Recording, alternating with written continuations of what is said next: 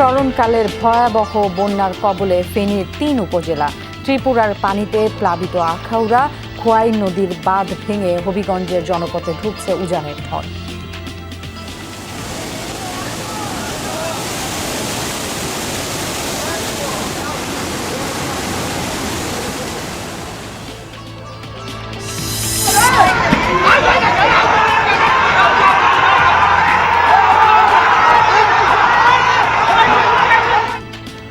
বিএনপির মহড়াকে কেন্দ্র করে দুপক্ষের সংঘর্ষে ফরিদপুরের নগরকান্দায় রণক্ষেত্র, একজন নিহত, আহতদের হাসপাতালে ভর্তি।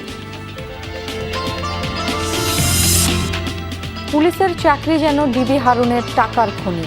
কয়েক বছরেই বাড়ি, গাড়ি ও গাজীপুরের রিসোর্ট সহ গড়েছেন বিপুল সম্পদ। ক্ষমতার অপব্যবহারই উঠাই নিয়ে বা বিভিন্ন জায়গায় উঠাই নিয়ে মাইট দূর করে লেখা নিয়ে নিত, পরবর্তীতে রাজুকে আবার ওদেরকে দিয়ে হাজিরা দেওয়া হইত। টাকা 5 কোটি টাকা দিয়ে দেয়, 5 কোটি টাকা দিয়ে দেওয়ার পর তাদের ছেড়ে দিল।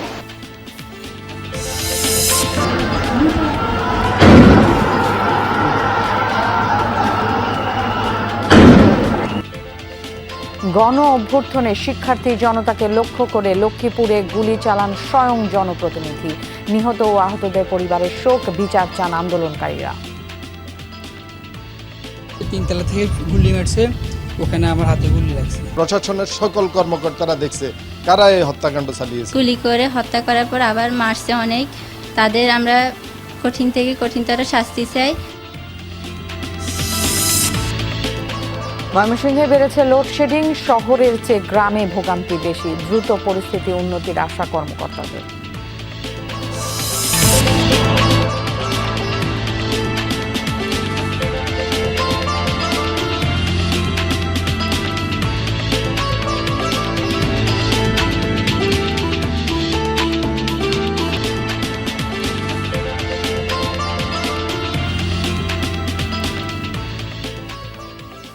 আমন্ত্রণ, বিরতিহীন সংবাদ সারা দেশে। আপনাদের সাথে থাকছি আমি ফারহানা ন্যান্সি। এতক্ষণ শিরোনামগুলো দেখে নিচ্ছিলেন।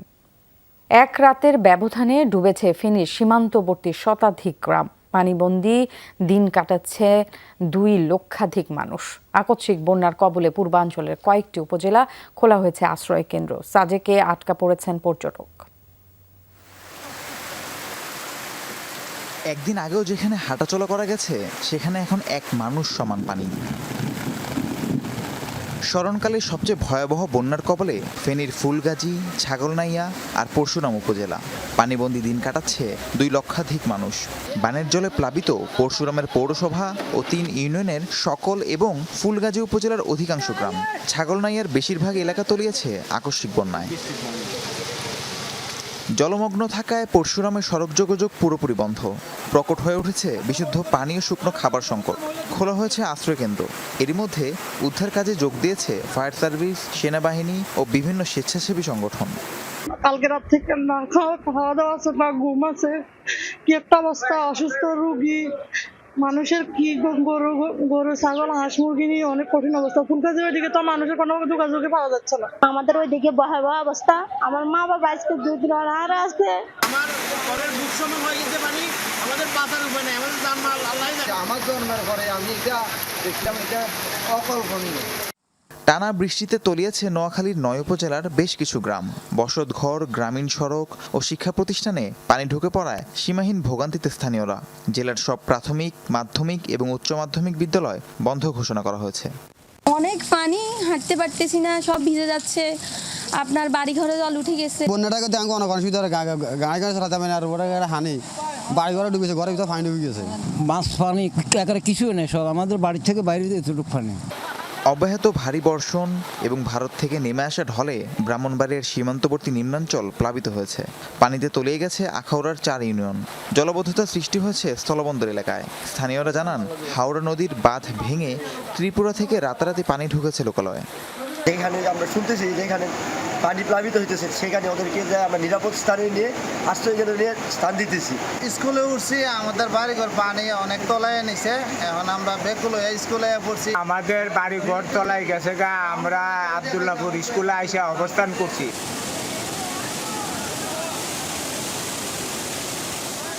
পূর্বাঞ্চলে ভারী বৃষ্টি ও উজানের ঢলে বেড়েছে খোয়াই নদীর পানি। হবিগঞ্জে সবগুলো পয়েন্টেই বিপদসীমার ওপর দিয়ে বইছে নদীর জল। মৌলভীবাজারের নদ নদীর পানিও বেড়েছে উজানের ঢলে। মনু ও ধোলাই বইছে বিপদসীমার উপরে।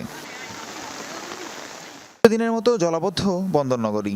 চন্দনাইশ, সাতকানিয়া, ফটিকছড়ি, মিরসরাই সহ বিভিন্ন উপজেলার বিস্তীর্ণ অঞ্চল প্লাবিত। বিরামহীন বর্ষণে অনেকটাই বিপর্যস্ত জনজীবন। রাহিম সারোয়ার, যমুনা নিউজ। দর্শক, সচিবালয়ে বন্যা পরিস্থিতি নিয়ে দুর্যোগ ব্যবস্থাপনার যে সাংবাদিকদের সাথে ব্রিফ করছে সেখানে সরাসরি চলে যেতে যাচ্ছি। আপনাদেরকে অনেক ধন্যবাদ কষ্ট করে আসার জন্য। খুব অল্প সময়ের নোটিশে আপনারা চলে এসেছেন, অনেক ধন্যবাদ। হ্যাঁ, ওইটা এখানে হ্যাঁ এখানে সবটা না, মানে আপনি কাস্টমাইজ করে নিন।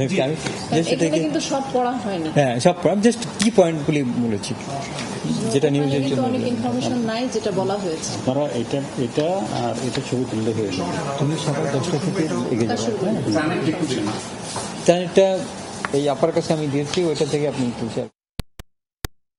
দর্শক, বন্যা পরিস্থিতির খবর জানাতে ব্রাহ্মণবাড়িয়ার আখাউড়া থেকে সরাসরি যোগ দিচ্ছেন সহকর্মী মহিউদ্দিন মিশু। আখাউড়ার পরিস্থিতিটা একটু জানতে চাই। কয়টি আশ্রয় কেন্দ্র খোলা হয়েছে, সেখানকার লোকজন কি যাচ্ছে কিনা, কি অবস্থা এখন?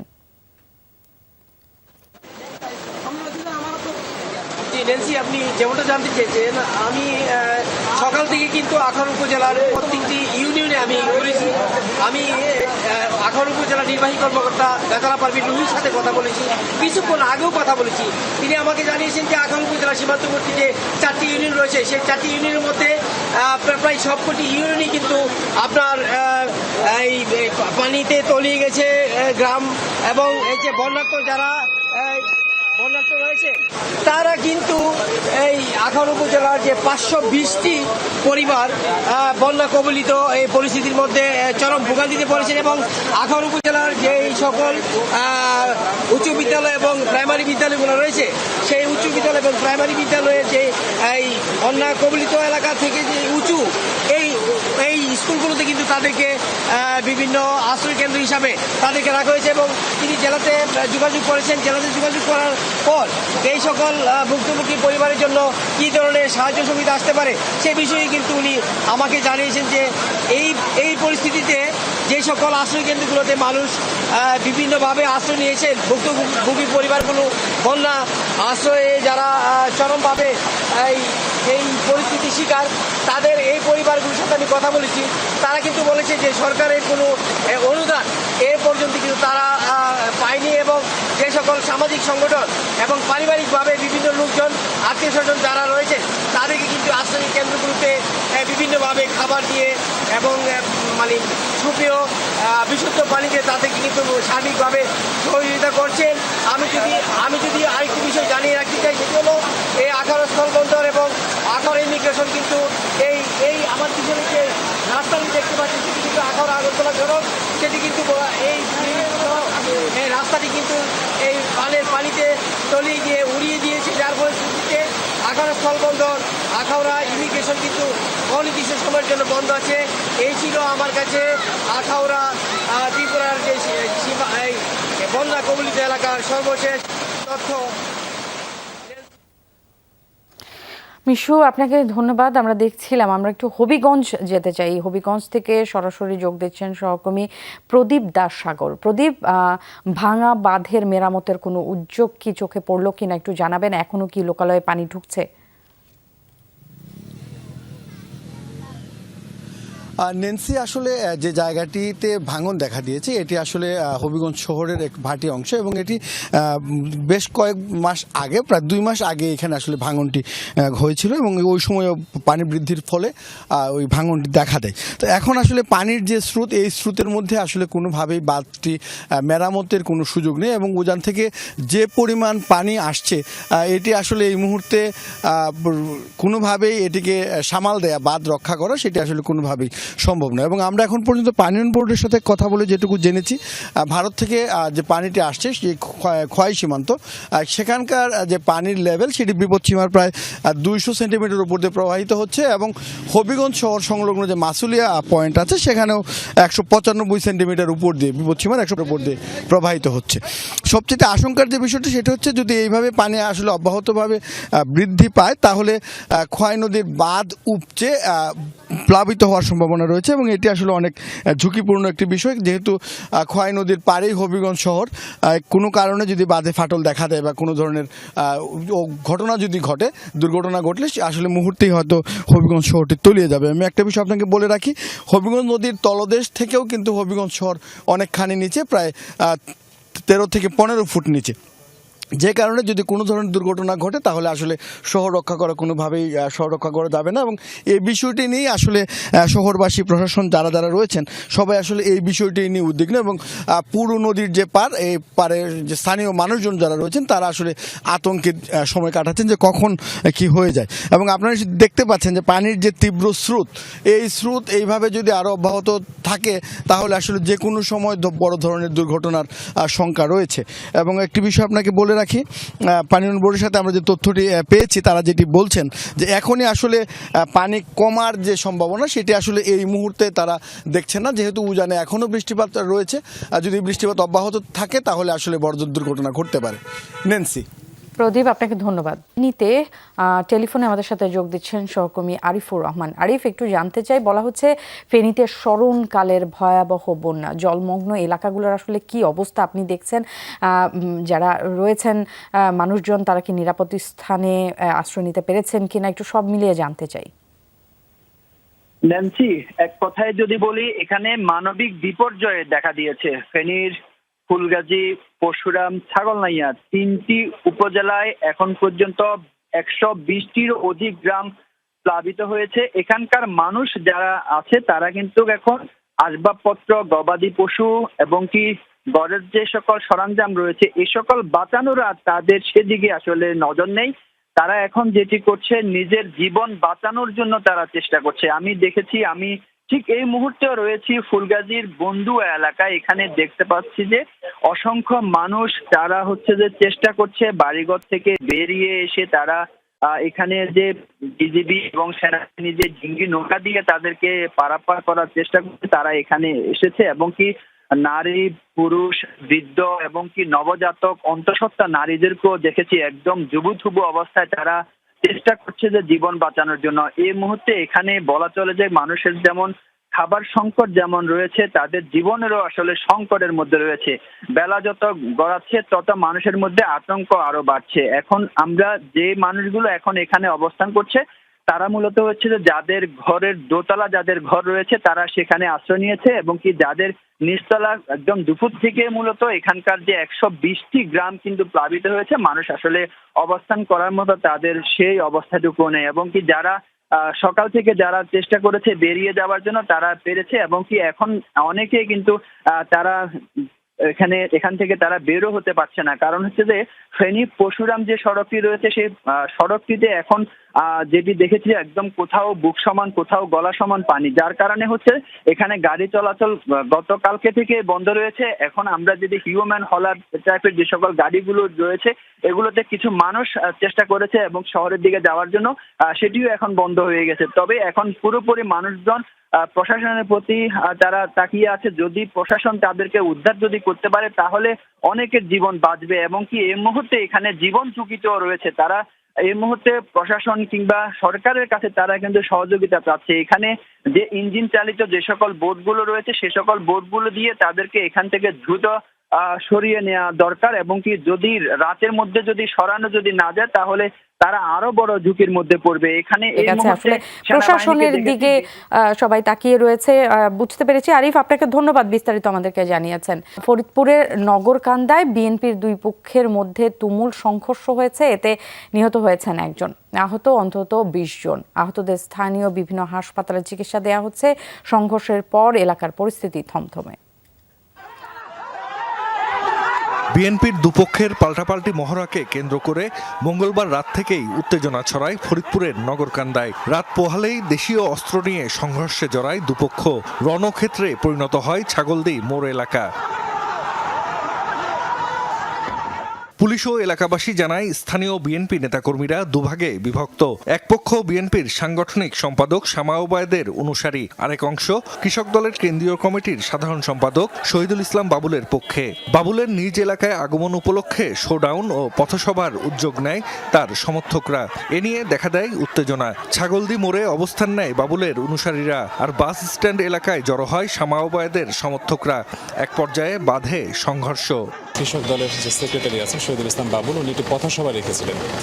11টার দিকে পথসভা ছিল, তো সেটাকে কেন্দ্র করে আরেকটি গ্রুপ যেটা আছে বাংলাদেশ জাতীয়তাবাদী দলের যে সাংগঠনিক সম্পাদক শামা ওবায়দ রিঙ্কু, ওনার যে সমর্থন গোষ্ঠী রয়েছেন, ওনারা একই সাথে অবস্থান নেন। একটা ধাওয়া তার ঘটনা ঘটেছে। সংঘর্ষে আহত হন অন্তত 20 জন। হাসপাতালে নেওয়া হলে কবির ভুইয়া নামে একজনকে মৃত ঘোষণা করেন চিকিৎসক। সংঘর্ষের পর এলাকার পরিস্থিতি থমথমে। মোতায়েন রয়েছে অতিরিক্ত পুলিশ সদস্য। জাহিদ হাসান, যমুনা নিউজ। পুলিশে চাকরি করে যেন টাকার খনি পেয়েছিলেন ডিবি হারুন নামে পরিচিত হারুনুর রশিদ। কয়েক বছরে মালিক বনে গেছেন রাজধানীর অর্ধ শতাধিক প্লট, ফ্ল্যাট, বাড়ির। গাজীপুরে কয়েকশো বিঘা জমি, রিসোর্ট সহ ব্যবসা প্রতিষ্ঠানের। শেখ হাসিনা সরকারের প্রভাব খাটিয়ে পরিবারের নামে বিদেশেও গড়েছেন শত শত কোটি টাকার বাড়ি, গাড়ি আর ব্যবসা বাণিজ্য।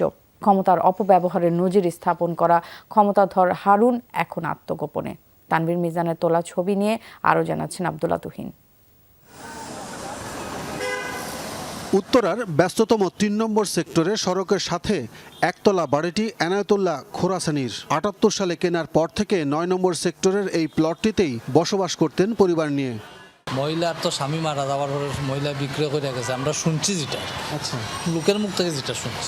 এনায়েতুল্লাহ মারা গেলে তার স্ত্রী একা থাকার সময় বাড়িটি নজরে আসে ডিবি হারুনের। সেই বাড়িটি তাদের কাছ থেকে জোর করে লিখে নেওয়া এবং রাতের আধারে তাদের সমস্ত মালামাল কাভার্ড ভ্যানে করে তুলে রাজধানীর সদরঘাট এলাকায় রাতের আধারেই ফেলে দিয়ে আসা হয় বলে পরিবারের লোকজন অভিযোগ করেছেন। জোর করে বের করে দেওয়ার পর থেকে ছেলের বাসায় উঠেছেন এনায়েতুল্লাহর স্ত্রী। আম্মা বললে এই ব্যাপার, তখন আমরা দৌড়ে গেলাম, দেখলাম ট্রাকের মধ্যে মাল উঠে গেছে। আমাদের কোনো কিছু কথা বলতে দিল না, এক্ষুনি বেরিয়ে যাও। তো অনেক, আমরা তো 3-4 জন ছিলাম। আম্মাকে নিয়ে, আম্মা তো অসুস্থ, তো ওনাকে দেখবো নাকি আমরা ফাইট করব। ফাইট করার মতো সেরকম তো আমাদের কোনো ক্ষমতা ছিল না। তো সবাই ছেলে বাচ্চা সব গান গুনস নিয়ে অস্ত্র নিয়েছিল, তো আমরা ভয় ওখান থেকে বেরিয়ে গেলাম। বাড়িটি দখলের জন্য মিথ্যা জালিয়াতি মামলা সাজানো হয়। টাকার বিনিময়ে এই মামলাটি করেছিলেন আলমগীর কবির নামের এই যুবক। অবৈধ দখলদার হিসেবে এই বাড়িতে বসবাস করতেছে এবং সে তিতাস গ্যাসের মিটার, রাজুকের কাগজপত্র টেম্পার করে সে করছে, এই বাড়িতে বসবাস করতেছে এবং এই রাজুকের কাগজপত্র টেম্পার করে সে এখানে মিটার নামাইছে। এইগুলোর জন্য একটা মামলা করার জন্য আমারে বলছে। সে যখন দখল করে হারুন সাহেব ওইখানে তখন স্টিল দাঁড়ানো ছিল, গাড়ি নিয়ে গাড়ির ভিতরে বসা ছিল। এরকম কতগুলো প্লট আমার জানা মতে মানে ওদের প্লট এই উত্তরাতেই প্রায় 40টার মতো প্লট আছে। মানে আমি এগুলো চিনি আর কি। এগুলো সবগুলা প্লটই মনে করেন যে দখল করে নিচ্ছে এবং যে প্লটগুলোর মধ্যে মনে করেন যে একটু ঝামেলা আছে, মালিক বাইরে থাকে বা মালিক মারা গেছে, অন্য মানে মালিকের আত্মীয় স্বজন দখল করে আছে, ওদেরকে টাকা পয়সা দিয়ে উঠায় নিয়ে, ডিবি পয়সা উঠায় নিয়ে বা বিভিন্ন জায়গায় উঠায় নিয়ে মাইট দূর করে লেখা নিয়ে নিত। পরবর্তীতে রাজুকে আবার ওদেরকে দিয়ে হাজিরা দেওয়া হইত। একই সেক্টরে 7 নম্বর রোডের 5 নম্বর প্লটটি হারুনের শ্বশুরের নামে। 10 কাঠার ওপর 10 তলা মার্কেট তুলে ভাড়া দেয়া। দেখভাল করেন হারুনের মামা হিসেবে পরিচয় দেয়া জাহাঙ্গীর। ছাত্র জনতার অভ্যুত্থানের পর থেকে মার্কেট ভবনের অফিস বন্ধ। লেকপাড়ে 20 নম্বর সড়কের আলিশান 6 তলা বাড়িটি গেস্ট হাউস হিসেবে ভাড়া দেওয়া হয় ওই জাহাঙ্গীর মামার তত্ত্বাবধানে। মালিকের নাম বলতে পারেন না? নাম্বার আছে?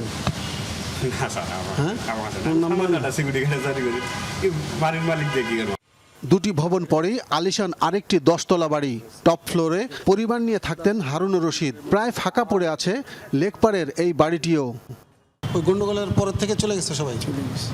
তারা কি ভাড়াকে হারুন সাহেবকে দিত? হারুন সাহেবের বাড়ি কিনা সেটা আমি জানি না, কারণ আমি কোম্পানি সিকিউরিটি। 5 তারিখে ছাত্র জনতার গণ অভ্যুত্থানের পর অর্থাৎ সন্ধ্যার পর থেকেই তার নিরাপত্তার দায়িত্বে থাকা যে পুলিশ কনস্টেবলরা ছিলেন তারাও এই বাড়ি ছেড়ে চলে যান। উত্তরা এবং আশপাশের এলাকায় এই ধরনের কমপক্ষে 40টি বাড়ি এবং প্লটের সন্ধান পেয়েছি আমরা, যেগুলো বিভিন্ন নামে বেনামে হারুনুর রশিদের দখলেই ছিল। ঢাকার অদূরে গাজীপুরের শিল্প প্রতিষ্ঠান মালিক, ব্যবসায়ী, বিভিন্ন রাজনৈতিক নেতাদের জিম্মি করে মোটা অঙ্কের টাকা আদায়ের অভিযোগ আছে হারুনের বিরুদ্ধে। জেলার এসপি থাকা অবস্থায় প্রভাব খাটিয়ে রিসোর্টের মালিক হয়েছেন, জমি দখল করেন। শ্রীপুরের সবুজ পাতা নামের বিলাসবহুল রিসোর্টটি হারুন করেছেন খালা মিনারা বেগমের নামে। তার নামেই বিদ্যুৎ বিল পরিশোধ হয়। আরও একাধিক বিলাসবহুল রিসোর্টের শেয়ারের মালিকানা স্বজনদের নামে করিয়েছেন বলেও অভিযোগ আছে হারুনের বিরুদ্ধে। আমাকে বললো যে তুই তোর ফ্যামিলির সাথে কথা বল, তুই যাতে টাকা 5 কোটি টাকা দিয়ে দে, 5 কোটি টাকা দিয়ে দিবার পর তোরে ছেড়ে দিবো। আমি বললাম 5 কোটি টাকা দেওয়া হবে বলি আমার নাই, আমার কাছে 5 কোটি টাকা নাই। তখন হয়তো আমার এসের সম্পদ বিক্রি করলে 5 কোটি টাকা হবে, আমার এই সময়টুকু তো দিতে হবে 5 কোটি টাকা দেওয়ার মতো। হারুনের গ্রামের বাড়ি কিশোরগঞ্জে। সেখানে হাওড়ে গড়ে তুলেছেন বিলাসবহুল প্রেসিডেন্ট রিসোর্ট। সারা দেশে আলোচিত এই প্রেসিডেন্ট রিসোর্টের ব্যবস্থাপনা পরিচালক হিসেবে দেখভাল করেন হারুনের ভাই ডাক্তার শাহরিয়ার। আব্দুল্লাহ তুহিন, যমুনা নিউজ, ঢাকা। লক্ষ্মীপুরে বৈষম্য বিরোধী ছাত্র আন্দোলন চলাকালে আন্দোলনকারী শিক্ষার্থীদের উপর অবৈধ অস্ত্র দিয়ে গুলি ও হত্যার অভিযোগ একাধিক মামলা হয়েছে। এসব মামলায় আওয়ামী লীগ ও সহযোগী সংগঠনের নেতাকর্মীদের আসামি করা হয়েছে। তারপর থেকে পলাতক সব অস্ত্রধারীকে চিহ্নিত করে আইনের আওতায় আনার দাবি নিহত স্বজন ও আন্দোলনকারী শিক্ষার্থীদের। 4 আগস্ট সারা দেশের মতোই উত্তাল লক্ষ্মীপুর। ছাত্র জনতার এক দফা আন্দোলনে আইনশৃঙ্খলা রক্ষা বাহিনী অতিরিক্ত বল প্রয়োগ শুরু করে। তাদের সাথে যোগ দেয় জেলা আওয়ামী লীগ, যুবলীগ ও ছাত্রলীগের নেতাকর্মীরা। ওই দিনের ফুটেজে দেখা যায় বাড়ির ছাদ থেকে আন্দোলনরতদের লক্ষ্য করে গুলি চালাচ্ছেন সদ্য সাবেক সদর উপজেলা চেয়ারম্যান ও জেলা যুবলীগের সাবেক সভাপতি সালাউদ্দিন টিপু। টিপু যখন ছাদ থেকে গুলি ছুটছিলেন তখন নিচে আরেকটি অস্ত্র নিয়ে তৎপর ছিল তার দেহরক্ষী রাসেল। অন্যদিকে কোর্ট বিল্ডিং আর বাজার রোডে গুলি করছিলেন জেলা ছাত্রলীগের সাবেক সাংগঠনিক সম্পাদক শাহিন আলম। বিকেল পর্যন্ত শহরে চালানো গুলিতে প্রাণ যায় 4 শিক্ষার্থীর। প্রথম ছিলাম 3:30 দিকে ছিলাম বাগবাড়ির মুখে, ওখান থেকে আমরা মিছিল নিয়ে আসলাম টিপুর বাসার সামনে। ওখানে আসার পরে গণমাথার 3 তলা থেকে গুলি মারছে, ওখানে আমার হাতে গুলি লাগছে। টিপু ভাই সবাইকে গুলি করছে, গুলি করার পরে আমাদের অনেকের আহত হয়েছে, আহত প্রায় 100 জনের উপরে, আর নিহত সাথে সাথে নিহত 4 জন হয়েছিল ভাইয়া। দিবালোকে দিনের আলোকে এসপি অফিস, ডিসি অফিস, জজ কোর্ট সবগুলোর সামনে প্রশাসনের সকল কর্মকর্তারা দেখছে কারা এই হত্যাকাণ্ড চালিয়েছে। এসব ঘটনায় 3টি মামলা হয়েছে। নিহত আফতানের মা নাসিমা আক্তার ও নিহত সাব্বিরের বাবা আমির হোসেন বাদী হয়ে 2টি মামলা করেছেন। এছাড়া পুলিশের পক্ষ থেকে হয়েছে আরেকটি মামলা। অবৈধ অস্ত্রের ব্যবহার ও গ্রেফতারের বিষয়ে ক্যামেরার সামনে কথা বলতে রাজি নন পুলিশ সুপার। স্বজনদের দাবি মামলা তুলে নিতে হুমকি দেওয়া হচ্ছে তাদের। সন্ত্রাসী দল এখনো হুমকি দিতেছে। সালাউদ্দিন টিপুকে গ্রেফতার করে এর পূর্ণাঙ্গ সম্পূর্ণ শাস্তির ব্যবস্থা করা হোক। এই টিপু বাহিনী আমাদের ভাইদের উপরে গুলি চালাইছে। এখন আমরা এটা এখনো পর্যন্ত কোনো সিদ্ধান্ত পাই নাই যে এটা কি কোনো বিচার আদৌ হবে। আমরা কি আজও কোনো বিচার পাবো? গুলি করে হত্যা করার পর আবার মারছে অনেক, তাদের আমরা কঠিন থেকে কঠিনতর শাস্তি চাই। আবার আপনার তার ফিরে আসবে না, আর ফিরে আসবে না। ঘটনার দিন ধারালো অস্ত্রের আঘাতে জখম হন অনেকে। 5 আগস্ট সরকার পতনের দিন থেকে আত্মগোপনে এসব অস্ত্রধারীদের শনাক্ত করে দ্রুত আইনের আওতায় আনার দাবি স্থানীয়দের। আমিন বাবু, যমুনা নিউজ। নারায়ণগঞ্জের রূপগঞ্জে সাবেক প্রধানমন্ত্রী শেখ হাসিনা সহ 105 জনের নামে হত্যা মামলা হয়েছে। দুপুরে নিহত শিক্ষার্থী রোমান মিয়ার খালা রিনা বেগম বাদী হয়ে এই হত্যা মামলা দায়ের করেন। এজাহারে অভিযোগ 5 আগস্ট সাবেক প্রধানমন্ত্রী শেখ হাসিনা বৈষম্য বিরোধী ছাত্র আন্দোলনের তোপের মুখে পদত্যাগ করে দেশ ত্যাগ করেন। এই ঘটনায় রূপগঞ্জের চনপাড়া পুনর্বাসন কেন্দ্রে আনন্দ মিছিল বের করে স্থানীয় ছাত্র জনতা। মিছিলে শেখ হাসিনা, সেতুমন্ত্রী ওবায়দুল কাদের, বস্ত্র ও পাটমন্ত্রী গোলাম দস্তকির গাজী ও গাজীর পুত্র গোলাম মুর্তুজা পাপ্পার হুকুমে গুলিবর্ষণ করে হত্যা করা হয় শিক্ষার্থী রুমান মিয়াকে। এতে ৪৫ জনের নাম উল্লেখ সহ আরও অজ্ঞাত ৬০ জনকে আসামি করা হয়। এদিকে গাজীপুরের নূর আলম নিহতের ঘটনায় সাবেক প্রধানমন্ত্রী শেখ হাসিনা সহ ১৩০ জনকে অজ্ঞাত আসামি করে মামলা দায়ের করা হয়েছে। মনির হোসেন নামে এক ব্যক্তি নিহতের ঘটনায় নারায়ণগঞ্জ ৪ আসনের সাবেক এমপি শামীম ওসমান সহ আওয়ামী লীগের নেতাকর্মীদের বিরুদ্ধে মামলা হয়েছে। সকালে নিহত মনির হোসেনের ছোট ভাই সাখাওয়াত হোসেন সিদ্দিরগঞ্জ থানায় মামলা করেন। থানা ওসি জানান, মামলায় সিদ্দিরগঞ্জ থানা আওয়ামী লীগের সভাপতি মুজিবুর রহমান, সাধারণ সম্পাদক হাজি ইয়াসিন, আজমেরি ওসমান সহ ১২৩ জনকে আসামি করা হয়েছে। গত ২০ জুলাই গুলিবিদ্ধ হলে নারায়ণগঞ্জের খানপুর সরকারি হাসপাতালে নেওয়া হয় মনির হোসেনকে। পরে ২২ জুলাই একটি বেসরকারি হাসপাতালে চিকিৎসাধীন অবস্থায় মারা যান তিনি। দিল্লিতে বসে বাংলাদেশের অভ্যন্তরীণ বিষয় নিয়ে ষড়যন্ত্র করলে স্বাধীনতা রক্ষার জন্য আবার যুদ্ধে ঝাঁপিয়ে পড়ার প্রস্তুতি আছে বলে হুঁশিয়ারি দিয়েছেন বাংলাদেশ খেলাফত মজলিসের মহাসচিব মামুনুল হক। দুপুরে সোনারগাঁয়ে একটি পথসভায় তিনি বলেন, যে কোনো ষড়যন্ত্রের বিরুদ্ধে নেতাকর্মীদের সতর্ক থাকার আহ্বান জানান। বাংলাদেশ খেলাফত মজলিসের সোনারগাঁও শাখার সাধারণ সম্পাদক মাওলানা আবু বকর সিদ্দিক ও ইমাম মাওলানা ঐক্য পরিষদের সোনারগাঁও শাখার মহাসচিব মুফতি মোহাম্মদ সাইদুর রহমানের পরিচালনায় বিশেষ অতিথি হিসেবে উপস্থিত ছিলেন কেন্দ্রীয় নেতারা। পথসভা শেষে বৈষম্য বিরোধী ছাত্র আন্দোলনের সকল শহীদ ও আহতদের স্মরণে দোয়ার মাধ্যমে মাগফিরাত কামনা করা হয়। নানা কর্মসূচির মধ্য দিয়ে গোপালগঞ্জে ২১ আগস্ট গ্রেনেড হামলা দিবস পালন করছে আওয়ামী লীগ। সকাল ১১টায় টুঙ্গিপাড়া উপজেলা আওয়ামী লীগ বঙ্গবন্ধু শেখ মুজিবুর রহমানের সৌধতে ফুল দিয়ে আওয়ামী লীগ ও সহযোগী সংগঠনের নেতাকর্মীরা ফুল দেয়। এ সময় তারা বঙ্গবন্ধু ও নিহতদের প্রতি শ্রদ্ধা জানান। পরে রুহের মাগফিরাত কামনা করে ফাতিহা পাঠ ও বিশেষ মোনাজাত করা হয়। দিবসটি উপলক্ষে আলোচনা সভার আয়োজন করা হয়েছে। জিপিএইচ কোয়ান্টাম B600TR বাংলাদেশের উচ্চ শক্তি সম্পন্ন একমাত্র রড। ময়মনসিংহে বাড়ছে বিদ্যুৎ বিভ্রাট। শহরে তুলনামূলক বিদ্যুৎ ভালো পাওয়া গেলেও গ্রামে রাত বাড়লেই শুরু হয় ভোগান্তি। ঘন্টার পর ঘন্টা থাকে না বিদ্যুৎ।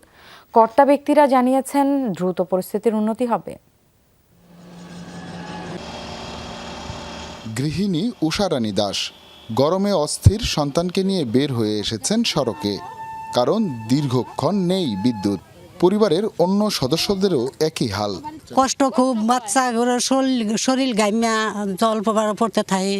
কারেন্টে থাকতে থাকতে অভ্যাস হয়ে গেছে গা, ওখানে কারেন্ট গেলে গাই মানে শরীর অস্থিরতা ভাব হয়ে যায়। মোমবাতি জ্বালিয়ে বেচাকেনা করছেন দোকানি। নিভু নিভু আলোকে কাজে লাগিয়ে বসেছে আড্ডাও। মুক্তাগাছা উপজেলার চক নারায়ণপুর গ্রামে দেখা যায় সাধারণ মানুষের এমন চিত্র। গ্রাম এলাকা, আগে কারেন্ট ছিল না, আমরা হারিকেন কফি পাতে জ্বালিয়ে চলতাম। এখন হয়েছে, এখন তার ওটার পর জ্বালাই।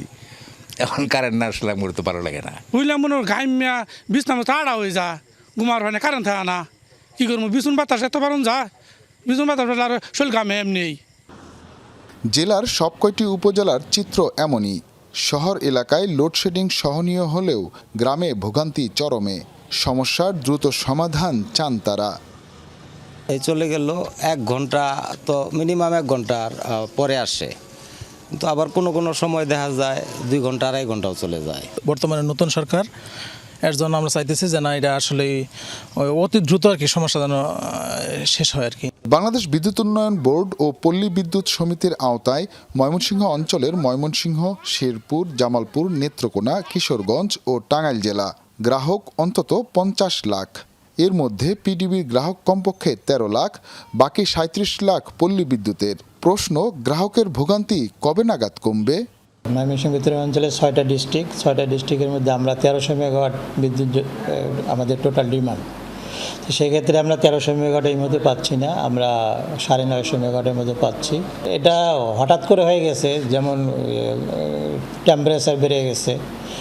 আর আমাদের মাতার বাড়ি একটা পাওয়ার স্টেশন টেকনিক্যাল কারণে বন্ধ আছে। আশা করি ২-১ দিনের মধ্যে ইমপ্রুভ হবে এবং সমাধান আশা করতেছি আমরা।